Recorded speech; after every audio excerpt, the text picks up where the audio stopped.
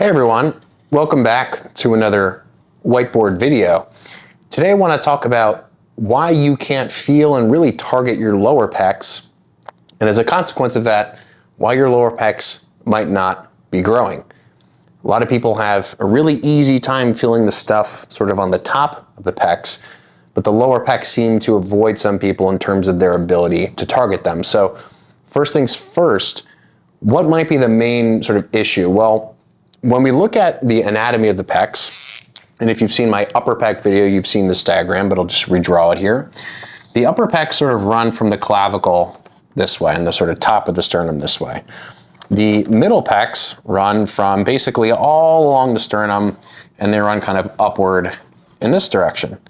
But the lower portions of the pecs, they run from lower on the sternum and the ribs down in this upward direction.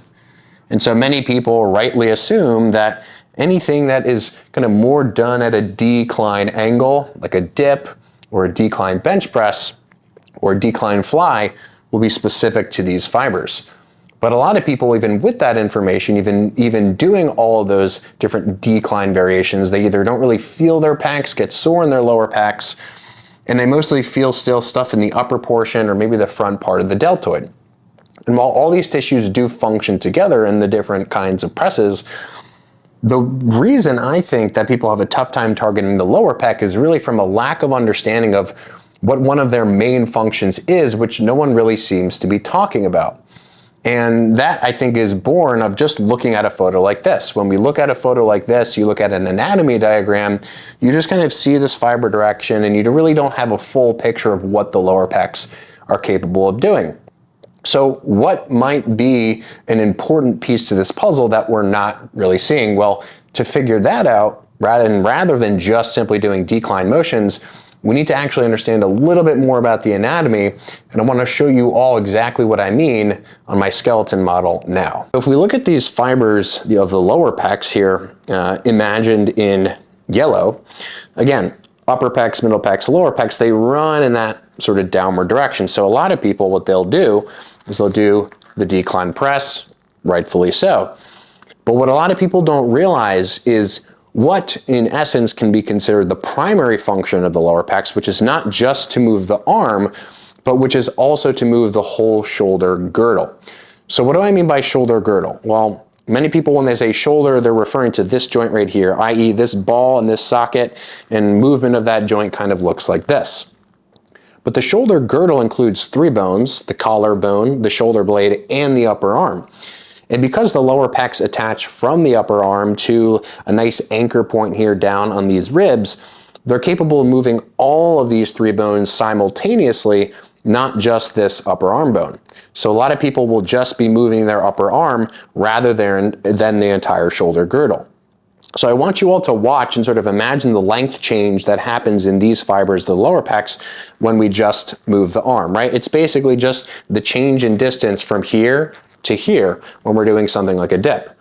But now watch what happens to the stretch and the change in length of the lower pecs if I move all of these three bones, right? So rather than just moving through rotation, watch what happens when I move my arm this way or move Frank's arm that way, but then also what happens when I move this entire shoulder girdle.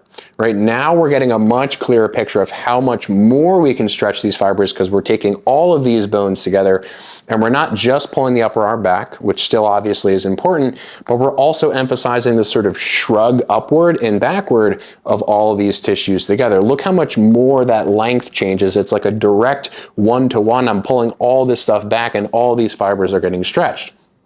And so what does that mean in practice? Well, when we're talking about doing dip type things, decline flies, decline presses, we really want to focus on two things. One is the emphasis of motion of all these bones together, i.e. if I'm doing a dip, I'm not just thinking about moving my elbows and my arms backward, I'm thinking about pulling my shoulder blades up and back, up and back, up and back for all that extra length and as a consequence, leverage in the lower pecs. And then as I perform the press, I'm thinking about reversing that motion that I just created. So if I'm doing something like a dip or something similar in terms of the loading parameters of that motion, I'm thinking about on the way back, pulling the upper arm back and then shrugging upward and backward. in essence taking your shoulder blade backward and upward, which is different, very different from what most people are told, where they say, pin your shoulder blades back and down. Pinning your shoulder blades back and down doesn't really make sense in the context of moving the shoulder blade. Why? Well, because the shoulder blade and the collarbone, they actually move back and up. And the reason that we know that is because if you actually look at these ribs, if I could stick something through here, the angle of where these two bones need to move, because of the shape of the ridge, it's like an egg, they need to move up and backward toward the back sort of portions of the spine, in essence, up and around the egg rather than back and down. Again, back and down is something that prevents the lower pecs from contributing. It's not something that adds to the lower pecs contributing, at least in a majority of cases.